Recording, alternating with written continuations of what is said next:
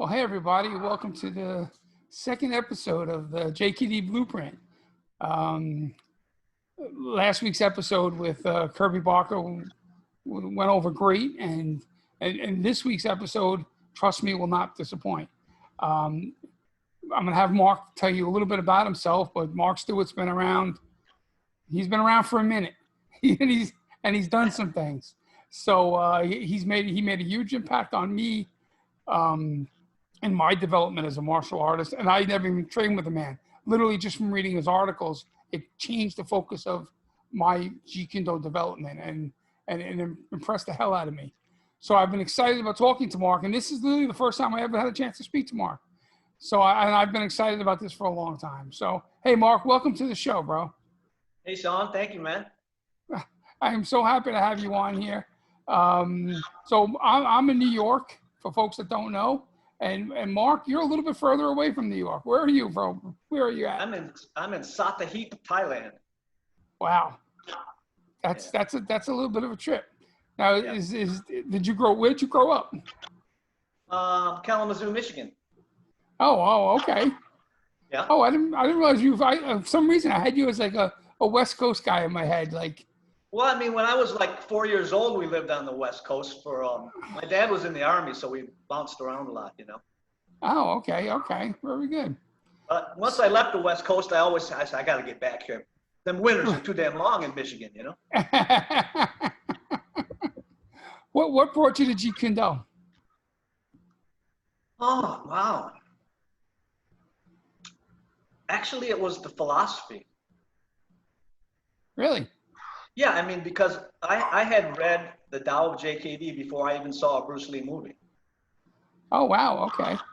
Yeah, so it was just that kind of the merger of science and philosophy that Bruce was talking about that, you know, really was different than what I was used to, you know? Sure. Yeah, I know. When I, growing up, I was a Bruce Lee fan, but I didn't know anything about Jeet Kune Do. But of course, I was a Bruce Lee fan typical kid in Brooklyn who would imitate Bruce Lee with the sounds and all that other stuff. But of course, when you start training in like Taekwondo at the time, I'm not saying now, I'm sure they're all killers out there now. But when we were training in Taekwondo back in the early 70s and Shotokan, it was very much like rock'em sock'em robots.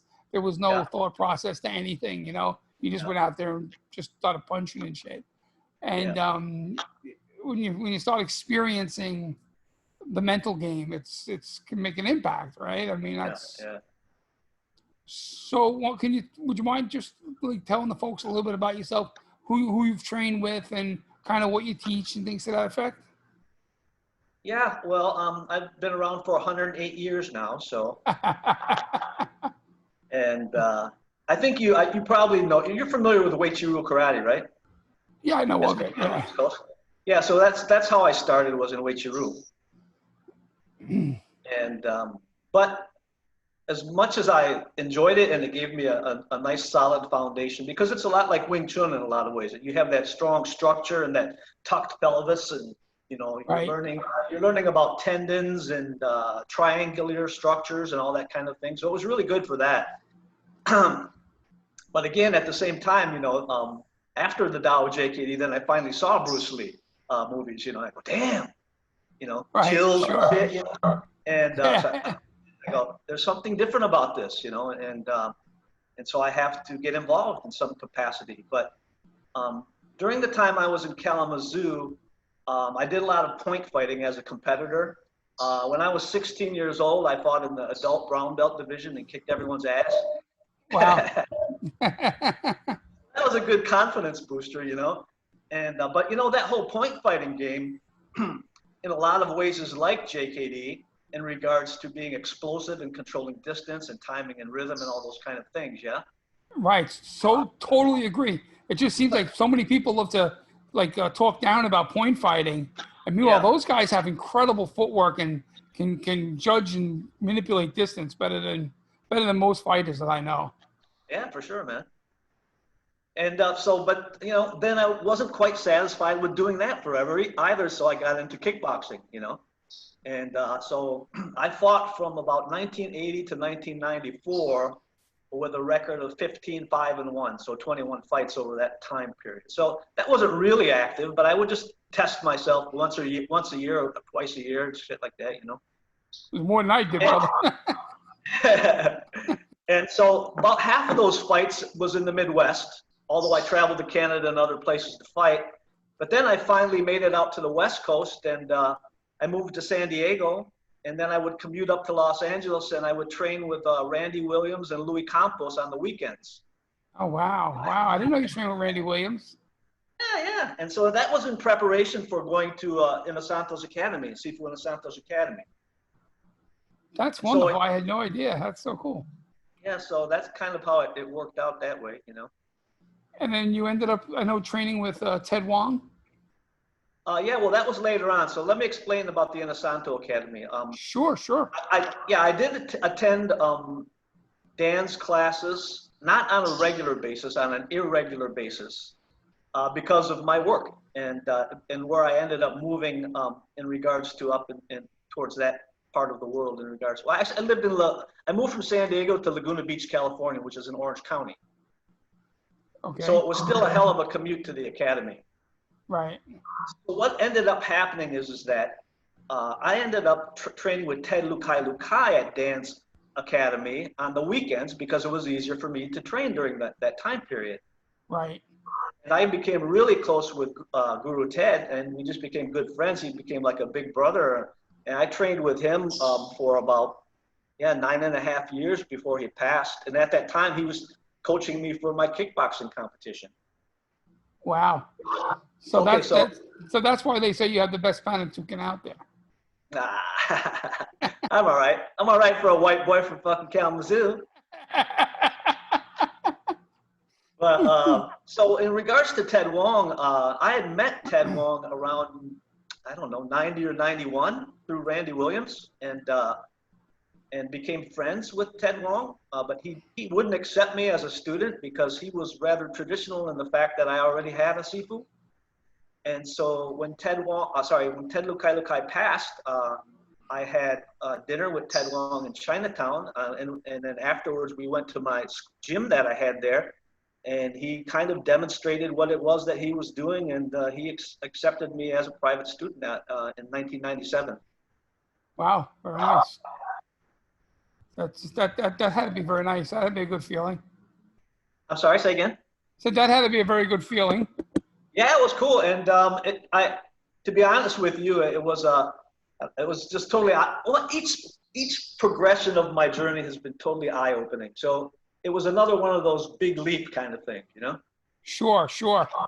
Yeah. So I'm not going to ask you to compare and contrast the two men because that wouldn't be fair to either one of them. Yeah, for sure. But the training was different kind of focus in the training. Yes, right? yes, correct. Right. That's amazing. So when you talk about I've heard you mention, I've read you mention like latter stage Jeet Kune Do, early stage Jeet Kune Do. Yeah. So do you find anything that runs true through all of the stages of the Jeet Kune Do that you know? Like I noticed, like from other things that I've done, that like things like proper timing, while maybe it's emphasized more in one stage, it's kind of there for everything. You know, broken rhythm. I think it gets more refined as you get into the latter stages of JKD, but I think it runs true through all of JKD. And I wanted to talk to you, since this is like the focus of this is like, how would you coach a fighter kind of thing? Yeah. I'm always focusing on basics. And when I say basics, I don't mean here's the proper way of throwing a lead punch. While that's incredibly important, I talk about like basics in understanding of like the basic timings of JKD before, during, and after. Yeah. I think so many people just write that off as, before, during, and after, and give absolutely no thought to it. That is the tip of the pinnacle. See, this is what I mean. Yeah. Kindred spirits, bro. So you respect that, and you respect. So would you mind speaking a little bit about that idea of before, during, and after, so that folks that have absolutely no idea what the hell we're talking about will be inspired maybe to go off and study this a little bit? Yeah, well, I guess before would be the highest level skill because it's based upon your perception. So, supposedly that means when you perceive any preparation for the opponent's advancement or attack. But that is super high level, but that's really where JKD starts. And JKD is somewhat taught backwards, a backwards pyramid. You start at the top of the pinnacle and you work your way down to descending tactics and then work your way back up again. That's how I view it. But anyway, so yeah, before, means, well, if someone were watching before, it would appear to be a preemptive attack, but in reality, it's not. Right. It's kind of a hairline difference. It's super just like, oh, and so when you train it, or when as a coach or whatever, it's your job to become creative and create drills that work that from the very beginning. Right. Yeah. It's Yeah. like I'm sorry. Go ahead. Steve Golden calls before motion on intent. So, like, you're going to take motion, you're going to attack when the thought, the intention of hitting you enters his mind, your fist should be meeting his face. Yes. That's the goal for before. That's the goal for JKD. Yes. And, which isn't really great for the legal aspect of going to court and saying, Your Honor, but he was thinking bad thoughts. I had to take him out.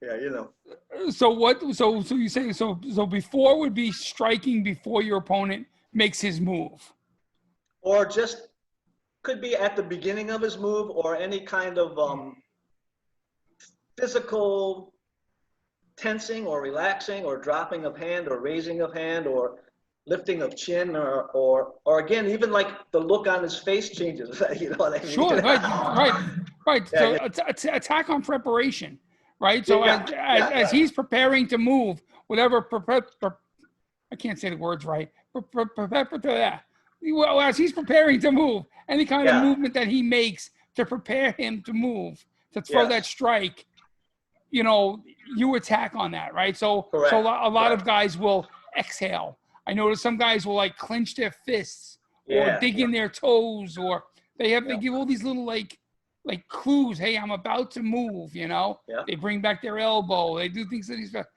So this idea of before is attacking on that preparation. Yes, sir. And man, that can be frustrating. That can be frustrating. When some guy just punches you in the face every time you're thinking about moving, that's just frustrating as shit. Yeah. But while that's maybe the highest pinnacle of JKD, and I guess in my interception at where it should be, during is not bad, right? I mean, this is. I think during is the one that you use most often. Right. That's where the common man or the rest of us end up going, is that you hit during, because that's kind of where the real world lives, Yes. Yeah. So, and then afterwards like is attacking on. Usually I teach it as like on their retraction, like I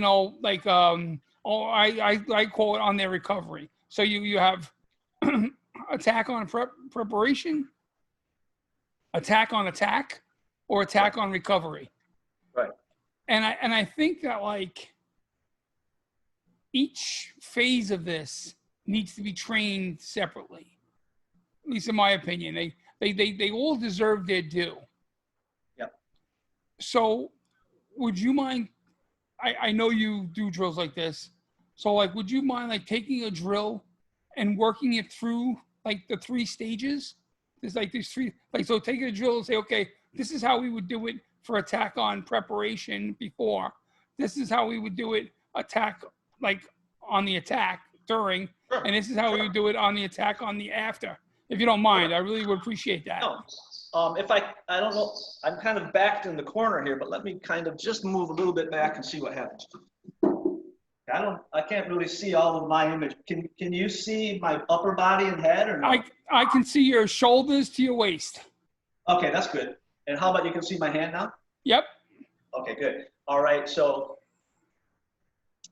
yeah, okay, so the other thing is that I'd like to mention before I just talk about this is that the other thing I recommend that people do or that I do is that you learn what the on-guard stance and structure is, including the hand guard position and variations thereof. But then you have to practice no guard and no stance as well. Right, sure. Right? Because the shit hits the fan when you're off guard. But so anyway, back to the drawing board. So from this position, right?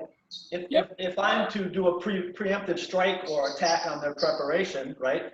The whole basic premise is that the opponent in front of me, regardless of how we work it, but I'll give you an example. One way that I would work in interception in a partner drill or even a focus mitt is that the other partner simply raises his leg up in preparation to throw a rear leg or front leg kick. And so when he does that, I have to beat it, for example. Excellent, right. So during would be, now here's the part that, this is based on my own discoveries actually, is that angular attack is superior to a straight in attack when it's during. Angular attack is better than a straight attack when it's, yes. Yeah, okay, I definitely see that. Okay, now if you go straight in, you have to create also a defensive barrier to cover what you think might hit you during. Right. All right, so to use the example I just did is that in regard to the preemptive or the attack before is that I go straight in, okay? But during I'm going to go angular. I'm going to create an angle in flight as to escape the distance between the perceived attack and then I create a new line. I create a new center line in action, in flight. That's wonderful. Okay, all right. That's gold right there. Okay, so after would be, in its simplest format, is that he attacks me and I shift back and land and attack on repulse. So I'm not even, I'm not even discussing parrying or blocking or anything or that nature now, because this thing about ladder stage, it became the art of disengagement, or maybe better phrased, the art of controlling when to engage and how to engage. Right. So it just seems like the latter stages, excuse me, the latter stage Jeet Kune Do seems to be more about, I know I'm going to get myself in trouble for this with a lot of people, but I kind of feel like as JKD evolved in Bruce Lee's day, I think in the early stages, it was like mostly Wing Chun boxing with a little bit of fencing. And almost like by the end, by the latter stages, it was more fencing. I think fencing is almost the primary art. Yeah. To like then boxing and some Wing Chun. Like, I think, at least my opinion, is as it evolved, fencing became such a huge part of Jeet Kune Do, and that people that really want to get better at JKD need to find an instructor that understands this. Yeah. And if they can't do that, really start looking at fencing strategies. Because like there, just almost second naturally, you threw out the word repost. Yeah. And a bunch of people now are Googling that because they have no idea what that means. Right. You know what I mean? And that's a fencing term. Yeah. You know, and I think that it's so important for people to realize that the latter stages of JKD really were fencing with the straight lead arm being your foil. Correct. You know, because I think like even when it comes to trapping, you know, it's like the idea of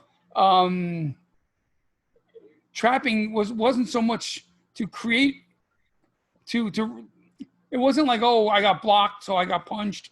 It was like this idea of, with the foil, whacking a guy's foil out of the way so that you could enter and take the line, so that their foil was covering the center line. And with, later stage JKD, as I understand it, and I could be wrong, folks, I'm not saying I speak for everybody, this idea of using immobilization attack as a way of clearing the line to take center. And that's straight from fencing. Yeah, sure is. It's I find strategy to be just so incredibly thought-provoking. I love strategy. It's so I said before, like the joke about Panantukan, but honestly, I know Burton Richardson has said, and I've interviewed Burton, has said that you have really high level Panantukan. Can you talk about some of the drills in Panantukan? Just give us one or two of the drills in Panantukan that you find, hey, or don't you do any Panantukan now, or? Oh no, I do it. A lot. Yeah.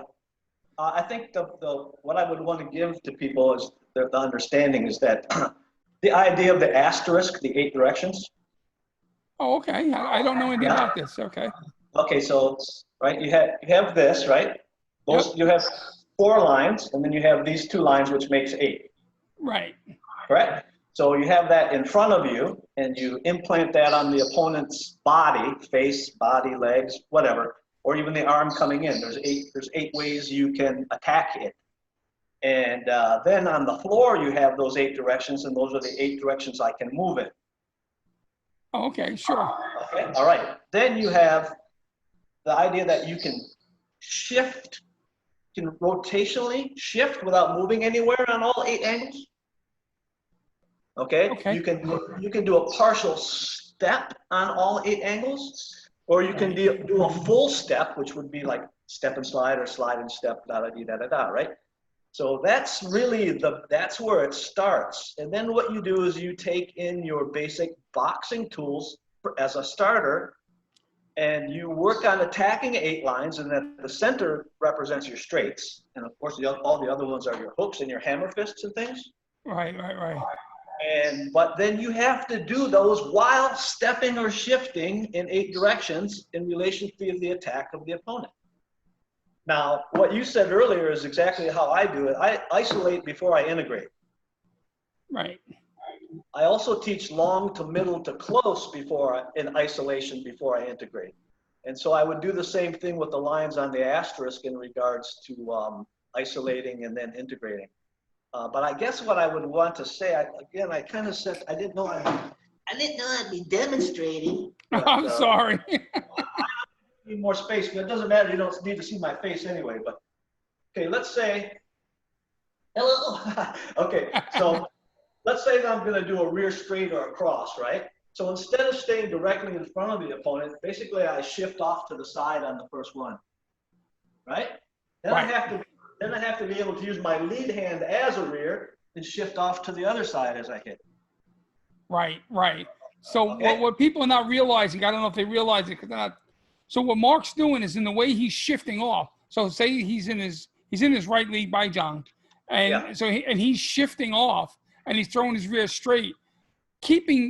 By him stepping off like that, it's keeping the rear straight on center. Yes, correct. It's a parallel punch. That's the key there. So it's like when he's stepping off with his lead foot, just a couple of inches off to his right, throwing the rear straight. It's keeping him, by him doing that, is keeping the rear straight on the center, and now just giving him the ability to swing that rear leg a little bit and now create a new center line at that new angle. Yes, exactly. That's poetry, bro. Yes, sir, brother. And then the other thing is that this is the genius of it, and this is where JKD and Panantukan fit, because JKD does the same things that I'm showing, but it's done differently. But in regards to this thing, let's say that the opponent is advancing on me, and I want to hit him. I don't want to defend, and I don't want to run away. So I angle backwards, and I hit him. Right. But I'm not stepping away and falling backwards. Basically, I'm shifting and dropping, and I'm stepping back a little bit, and I'm going bang and hitting. That's Panantukan. Right. And then, of course, I can go the other way. Shift and turn this way. Boom. Right? So powerful strikes while retreating and also while gaining a position of advantage from the corner. I call it stealing the corner. That's interesting. That's really cool. So would you work that all within shadow boxing? Yes. Yeah, So, shadow boxing, equipment training, partner drills, sparring drills, and then sparring. Yeah. oh, okay. Because I think like one of the things I want to touch on a little bit is the importance of shadow boxing. That I don't think people realize that it's more than just dancing around to warm up before class. Yeah. No, it's all tactical, strategical and tactical. Right. So would you mind you taking a couple of minutes and just talking a little bit about shadow boxing and maybe some things that you do in shadow boxing and sure. maybe that would be great. I appreciate that. Yeah, cool. Yeah, so first let's just say we do one round for each of the things that I mentioned, and the duration of the round is up to you. The first round would be stepping only, but not just dancing and jumping around and bouncy thing, but the idea each step has a meaning in regards to the position and the relationship between you and your opponent and the timing. So you have to project that an opponent is moving towards you, moving away from you, or moving around you. Right. That's a shadow boxing round with footwork only. Right. Yep. Then you would add basic tools. And the way I would do it, because, I don't know how to describe myself, but I would just choose like straight punching, for example, either the lead or the rear straight punch, based upon the same thing I just did with my footwork only, and now using the 3 timing factors of before, during, and after, and implementing those within the next round. Right. Wow. Yeah. Like a mad scientist, you know. Basically, you know. Fresh meat. Well, that's, I'm sorry, go ahead. No, I was going to say, and then, again, we're talking about Panantukan, but in a lot of ways, although I do represent the systems that I learned as I learned them, and also my own expounding and experience to them, in reality, I don't need to use any of these terms at all. I just need to use scientific terms: distance, timing, rhythm, move forward, diagonal, backward, diagonal, sink, raise, turn or not, blah, blah, blah, shift, move. Just like the content of the show, what you're talking about, right? So I don't want this to be stuck in Panantukan right now. Oh, right. No, absolutely. Yeah, it just applies to fighting, the human style, huh?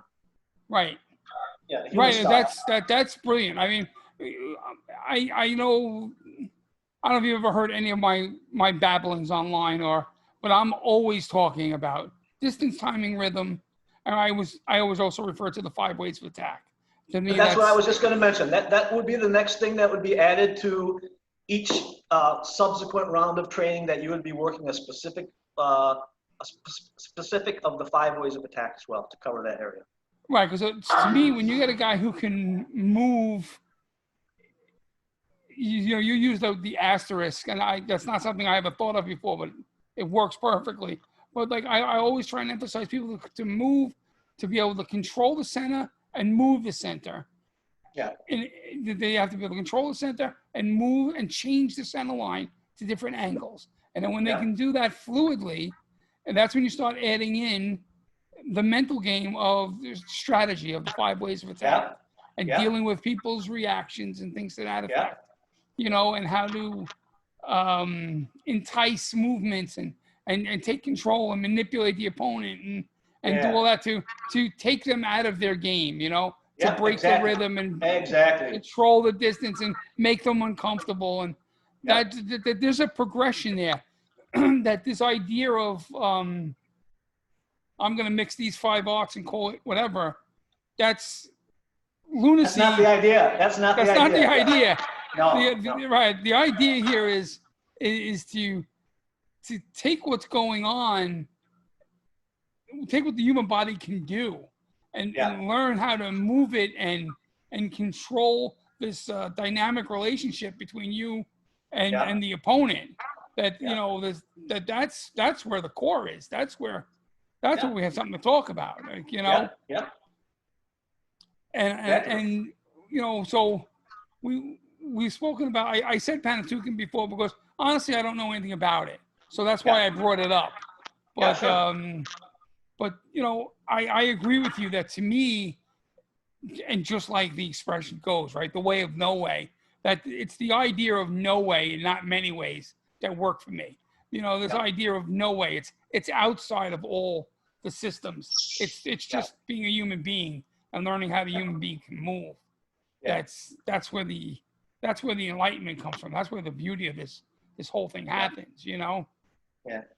But one of the reasons I have you here and not me just babbling is because I want to hear your thoughts on things, and I'm talking too much. Oh, no worries, man. Would you mind talking a little bit about some of those aspects? Like, let's just we'll break them down, if you wouldn't mind, like distance, timing, and rhythm. Just a little bit of a little, hey, this is what distance means to me. This is how I train it, or something to that effect. This idea of distance, timing, and rhythm. Okay. Let me break down distance first, okay? Absolutely. So distance can be broken down in too many different ways. Right. Okay. So the way that I primarily break it down and train it is that because both from the Panantukan and JKD side, it's footwork based, okay? And so when I mean footwork based, the first type of footwork at the closest range is simply the shifting of weight forward. The shifting of weight from one foot to the other and then recovery in its most simple sense. Now, if you look at a style like Wing Chun, I'll just talk about style for instance, that could be done through Cho Ma, through the turning, right? Right. I shift my weight to one leg, but I project my energy forward. Well, if I'm like this can also be done just by my hips moving forward. And sometimes actually you can't see my feet, but you may be able to hear it by lifting up and setting down my feet. But I didn't step anywhere. Right, sure. You understand what I mean? Yep. Okay, and if I'm throwing a hook punch, it's the same. It's a rotational shift or trauma. So I'm one of those early Wing Chun guys, so I always like come up with these Cantonese terms, right? So anyway, that would be close range use of footwork.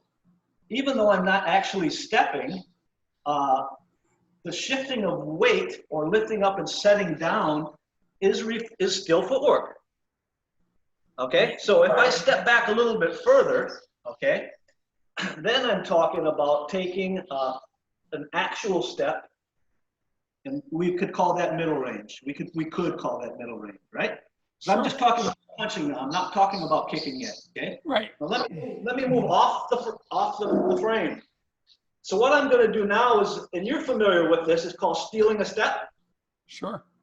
Okay. So I move my rear foot towards my front foot, and this is the longest range to punch from, and I replace it and hit him. But I've done a combination step now.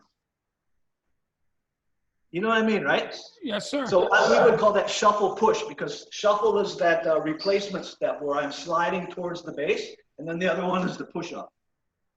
Right. So that is how I define three ranges, instead of saying, well, you have trapping range, punching range, and kicking range. I don't buy that. Right. I don't buy that. But it's not wrong that they do it that way. It's just not the way that I do it. No. Right. Sure. That's a great way of looking at it. And that's because what I do is footwork based. That's what I meant to say. Right. So how do you use distance to help you control a guy? Like, you know, being able to measure your distance from another person is one thing. Being able to use the distance as a tool is a completely different. Yeah, that's where the 5 ways of attack come in. So in regards to footwork, again, let's talk about footwork only for now, because again, this is my specialty from the two TADs is footwork. Right. That's it. That's my specialty, is that my platform is based on footwork, and that doesn't mean jumping and dancing around. It means shifting or turning or partial stepping or full stepping. Right. Right. So, and that's where the 5 ways of attack come in. And in regard to footwork, PIA is using footwork while advancing towards the opponent and using false attack, of course, to set up a real attack. Correct? Correct. Yeah, progressive indirect attack. While attack by drawing with footwork is stepping either backwards or sideways to draw your opponent towards you and then intercepting them during their movement towards you. So that would be my easy explanation of how we work that and how we how we practice it. Yeah. Right. Okay. Great. That's something that I think people can bite into and train. You know, that's excitable. To me that's excellent. That's like, you know, I say that's worth the price of admission right there.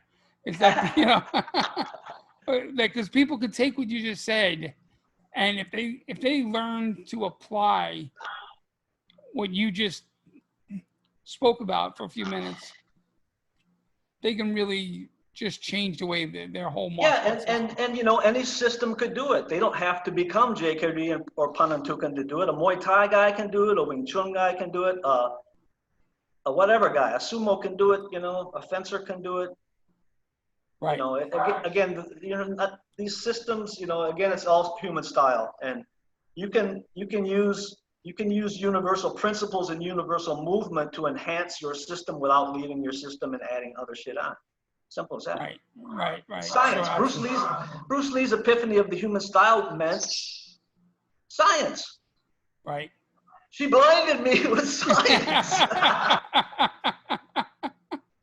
I don't know, Mark. That's something that only us old bastards are going to understand.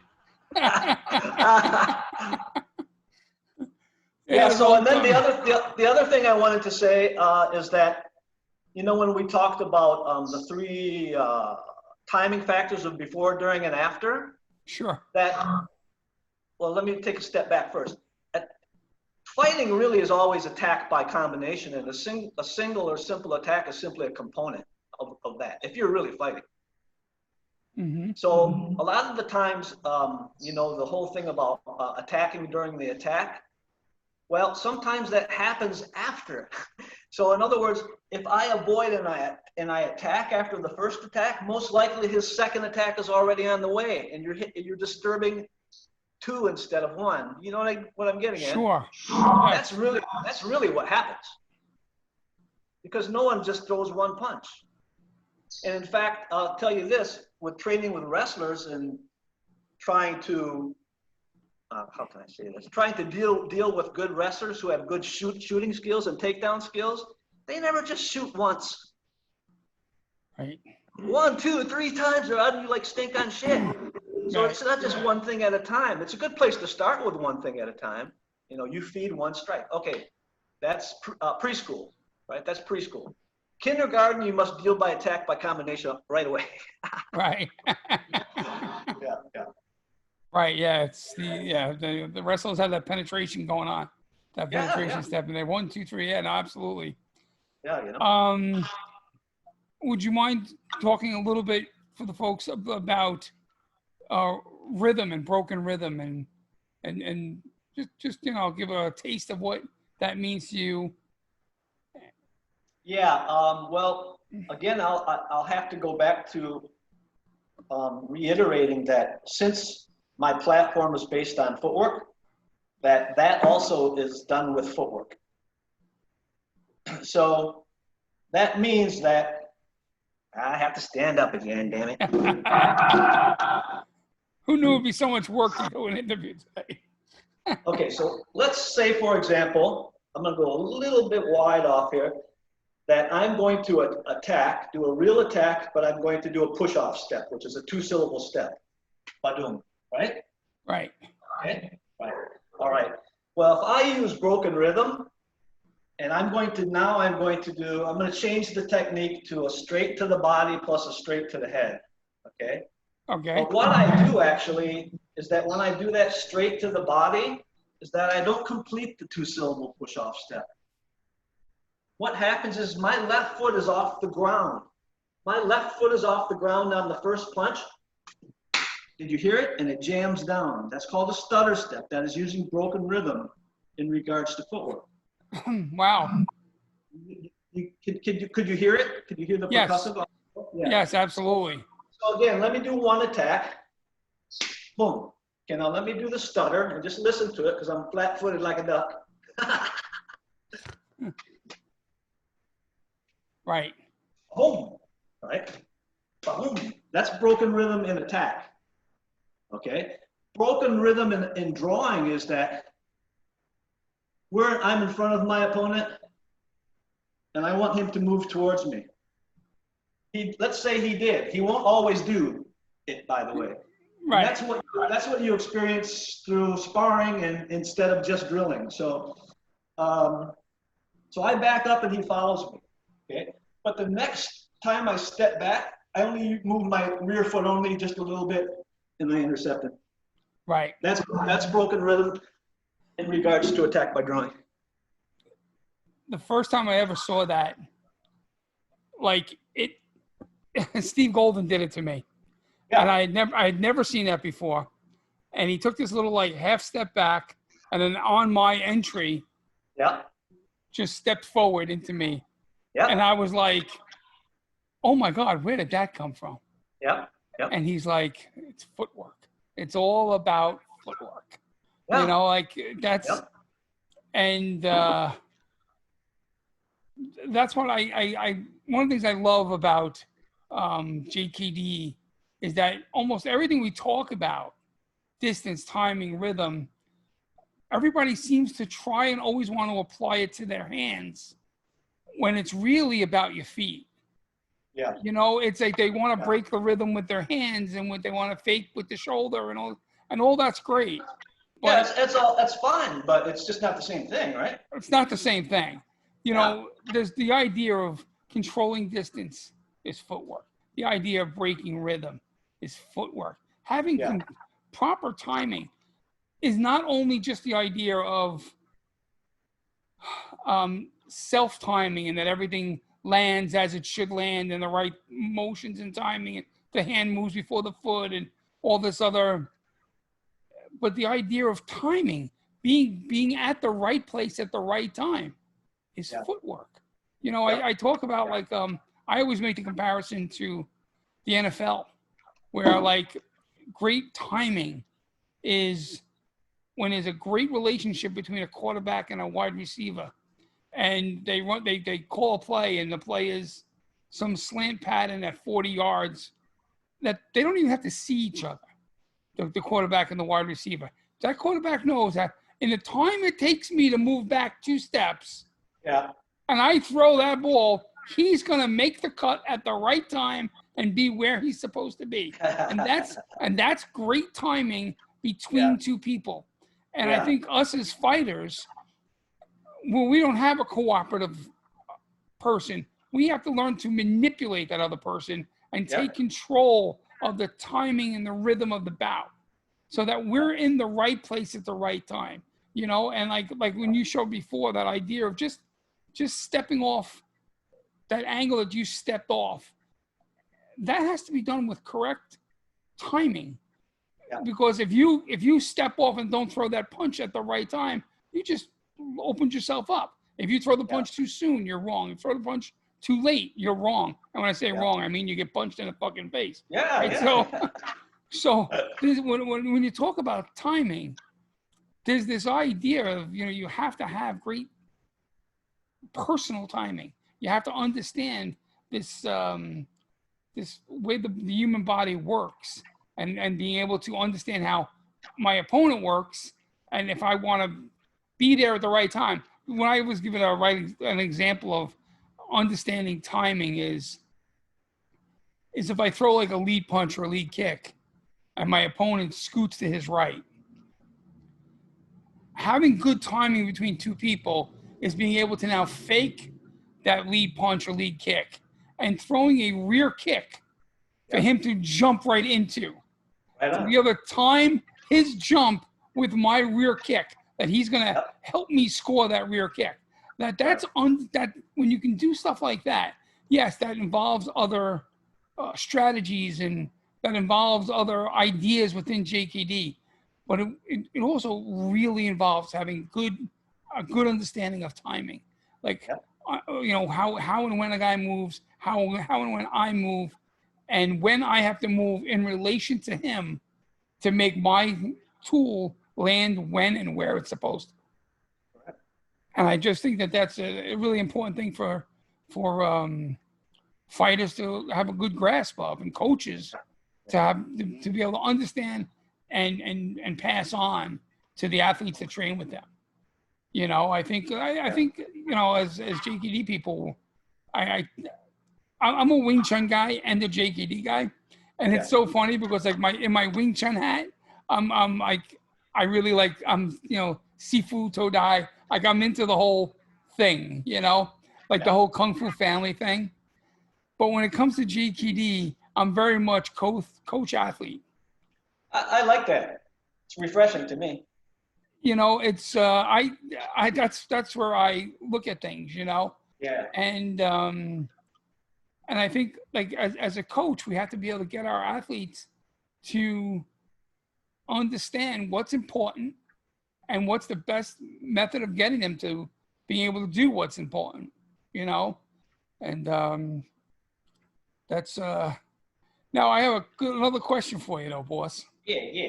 We spent this whole time talking about these incredible attributes and principles and scientific. Well, I know you're very familiar with a stick as well. Yeah. What changes when you pick up a stick? Does anything change? Is it just the distance that changes, the speed? What changes when someone picks up a stick? Because tell the folks, I mean, that you're very well apt with a stick. If I pick up the stick, nothing changes. If the other guy picks up a stick and I don't have a stick, a hell of a lot changes. Yeah. Again, that's all footwork, man. I have to be either too far away when I want to be or too close for him to hit me. Those are the only two things, and that's all based on footwork and, of course, my perception. Okay. But in regards to me using a stick, it's no different than anything else that we're talking about. I like that. I know with my training with Steve, when I first started training with Steve, and I used to do a lot of stick fighting with the WECAF gear, like the helmets and the hockey gloves, and I would videotape him. We would do it every Friday night. We would do sparring. We used to go Friday night at the fights, and we would videotape ourselves doing all the sparring, and then I would mail the videotape. This is how old we are, right? I would mail the videotape to Steve, and I did that once or twice, and I remember him making an observation that he saw a disconnect when I picked up a stick. Right. And he said the problem was that I was trying to become a collie man when I picked up a stick instead of being a JKD guy with a stick. Yep. And that this was not by any stretch of imagination a knock on collie. It was being that I had to have fluidity in my movements, and I had to still, if as an empty hand fighter, my goal was to control distance, timing, and rhythm through my footwork and 5 ways of attack, that when I picked up a stick, that didn't change. My goal was still to control the distance, the timing, and the rhythm, and use the strategy of the 5 ways of attack. Now, maybe some of the angles would change. Maybe some of the distance would be altered because your opponent has a stick and you have a stick. It changes some of the distances, so you have to understand the visual perception as to for sure that's there. Yeah, I didn't mean to discount that, but I would agree with Steve is that I'll just walk it back just a little bit from my perspective. Is that what you have to understand is that my main teacher was Ted Lukai in both JKD and Kali before I met Ted Wong. So what Ted Lukai, he did teach classical Filipino martial arts. to pay respect to the source. But he also was the alignment of JKD and Filipino martial arts, or Right. weaponry, shall we say. So that's what we did. Right, sure. See, that's what we did. But it doesn't look pretty in a demonstration. So fancy things look pretty in a demonstration, and but when you spar, it was JKD with a stick, basically. Right, sure. So do you still teach the stick fighting, or do you still do that? Oh, you do? Yes, oh, sir. okay, good. Yep. Oh, okay. Wow, that's cool. That's cool. Yeah, I'll send you a couple video clips just so you can take a look at what I'm doing. Oh, absolutely. I would love to see that. I would love to see that. That's amazing. That's fantastic. Yeah. So you have your school in Thailand, right? No, when I first moved here, I had a gym in Bangkok.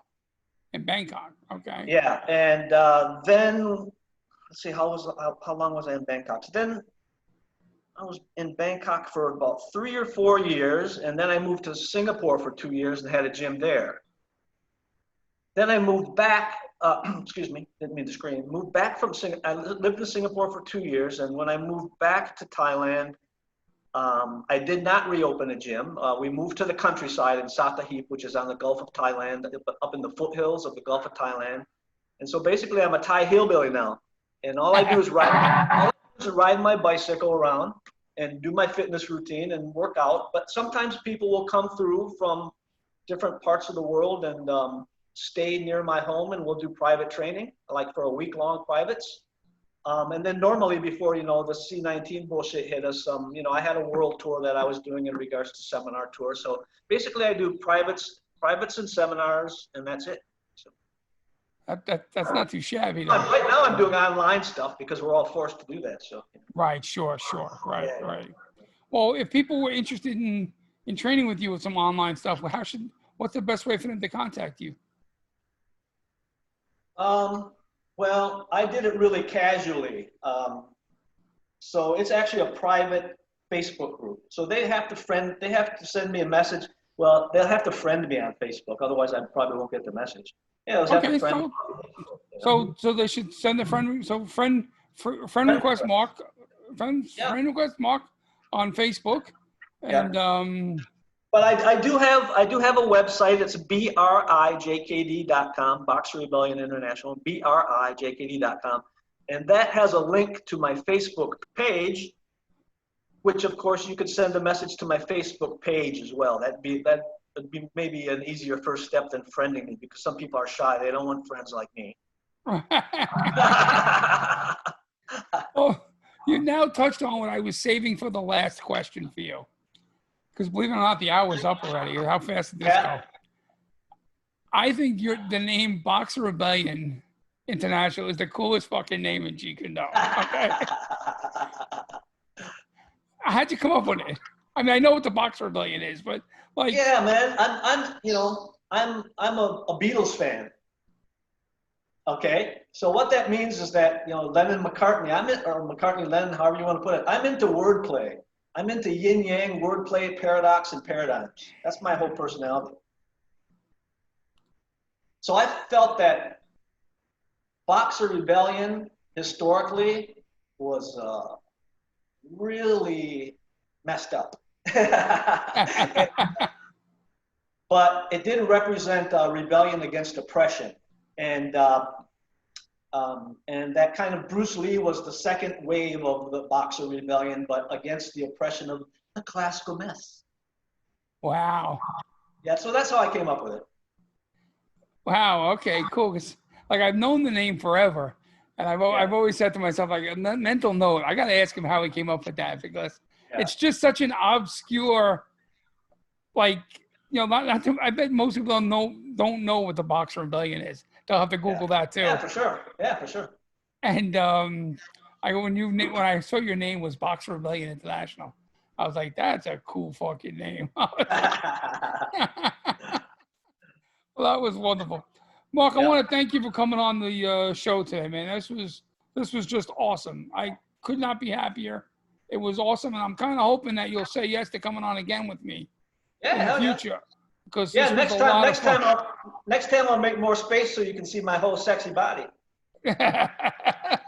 Sounds like a plan, brother. We're No, gonna keep because my. because you need to see the feet move too, Right. Yeah, sure. So I really appreciate you coming on tonight. You know, it was a big thing. I mean, I'm saying tonight, but tell them what time in the world it is for you. Yeah, what is it? It's 8 a.m. right now. It's 8 o'clock in the morning where Mark is, and it's not that here where I am. We had a good time to get this done. That's good to connect with you, man. I'm gonna send you a couple of video clips so you can see what it is that we do, and that and then we can stay in contact and stuff. Oh hell yeah! Hell yeah! Yeah. All right, so I'm gonna say goodbye to the folks here, and then we'll talk for a couple of seconds. Okay.